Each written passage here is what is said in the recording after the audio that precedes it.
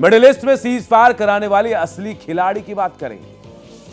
America और Iran के बीच 2 हफ्ते की सीज फायर कराने का असली खिलाड़ी पाकिस्तान नहीं, चीन है। सीज फायर करवाना पाकिस्तान के बस की बात ही नहीं थी। ट्रंप ने भले ही पाकिस्तान को सीज फायर का क्रेडिट दिया, लेकिन राष्ट्रपति ट्रंप ने माना कि चीन ने पर्दे के पीछे अहम भूमिका निभाते हुए ईरान को सीज फायर के लिए राजी किया। ट्रंप ने यहां तक कहा कि उन्हें विश्वास है कि चीन की पहल के बिना यह सीज फायर संभव नहीं था। चीन ने क्यों करवाया सीज फायर और चीन के इस कूटनीति का दांव, आखिर इसका असर क्या होगा? टॉप एंगल से एनालिसिस करके बताते हैं। अमेरिका ईरान को पाषाण युग में पहुंचाने की तैयारी कर रहा था। ईरान के पावर प्लांट और पुल तबाह होने वाले थे। तभी चीन ने कूटनीति वाला दांव खेला। चीन ने न सिर्फ ईरान को मनाया बल्कि अमेरिका को भी सीज फायर के लिए राजी कर लिया। राष्ट्रपति ट्रंप ने अमेरिकी न्यूज एजेंसी को दिए इंटरव्यू में चीन का जिक्र किया और कहा, चीन के कहने पर ही ईरान ने अपने प्रस्ताव आगे बढ़ाए। उसके बाद ईरान ने तुरंत हॉर्मुज स्ट्रेट खोलने के लिए हामी भर दी। चीन की रणनीति पश्चिम एशिया के जंग को तमाशे की तरह बैठकर देखने की रही। राष्ट्रपति शी जिनपिंग ने सार्वजनिक तौर पर इस संघर्ष पर कोई टिप्पणी तक नहीं की। तो फिर चीन ने सीज फायर क्यों करवाया? चीन का पश्चिम एशिया में शांति की पहल करने की पीछे की कई वजह हैं, जिनमें चीन के तेल सुरक्षा खतरे में पड़ना, चीन के खाड़ी प्रोजेक्ट पर संकट, कारोबारी ईरान पार्टनर को बचाना, वर्ल्ड ऑर्डर में बड़ा दिखाना और अमेरिका को काउंटर करना था। चीन ने अमेरिका और ईरान के बीच जंग में यह कूटनीति समझदारी दिखाई कि जब प्रतिद्वंदी गलती कर रहा हो तो उसे महंगा पड़ने वाला हो तो उसे रोकने के बजाय चुपचाप उसे देखना समझदारी होती। चीन बस ये देखता रहा कि किस तरह अमेरिका एक ऐसे जंग में उलझ कर रह गया जो खत्म ही नहीं हो रही है। और इस जंग का नतीजा क्या हुआ?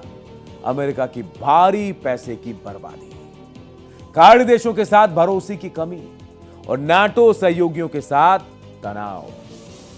लेकिन जब अमेरिका ने ईरान को तबाह करने की तैयारी शुरू कर दी, तब चीन ने कूटनीतिक दांव खेलते हुए सीज फायर करवाया। पहले पाकिस्तान, ईरान और अमेरिका के बीच जंग में बिचौलिए बनने की कोशिश कर रहा था।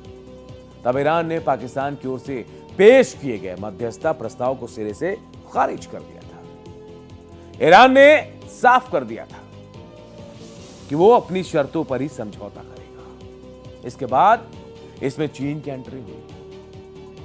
चीन ईरान का सबसे बड़ा ट्रेड पार्टनर है। चीन ने ईरान से बात कर उसे राजी किया।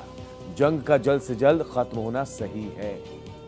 चीन के अधिकारी पहले से ईरानी अधिकारियों के संपर्क में थे। चीन मुख्य रूप से पाकिस्तान, तुर्की और मिस्र जैसे मध्यस्थों के साथ मिलकर काम कर रहा था। और आखिरकार चीन ने अपने प्रभाव का इस्तेमाल कर ईरान को सीज फायर के लिए मनवा लिया।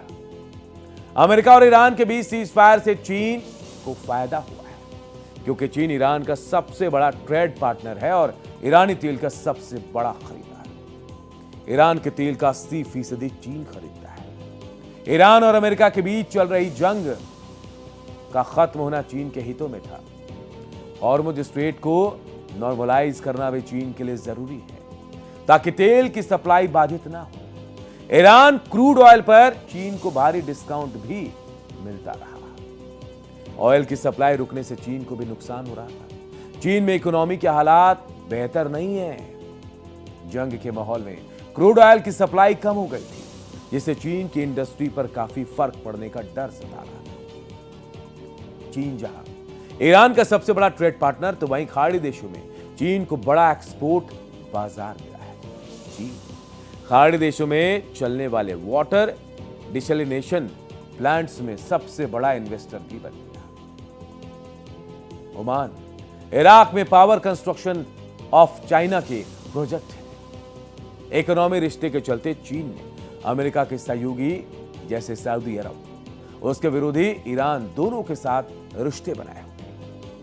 इसीलिए दोनों तरफ से नुकसान होने की खबरों को देखते हुए चीन ने सीज फायर करवाने में अहम रोल निभाया। सीज फायर के बाद ईरान ने यह एहसास भी कराया कि अमेरिका अब कमजोर हो रही महाशक्ति है। खाड़ी देश जो अभी तक अमेरिकी सुरक्षा छतरी के नीचे थे, वो छतरी अब फट चुकी है। अब मिडिल ईस्ट की राजनीति तेजी से बदलेगी। अब ये देश अमेरिका की सुरक्षा पर निर्भर रहने के बजाय अपने सुरक्षा खुद करने की रणनीति की तरफ बढ़ेंगे। इसमें चीन की एंट्री होगी, जिससे अमेरिका का पश्चिम एशिया में प्रभाव कम होगा।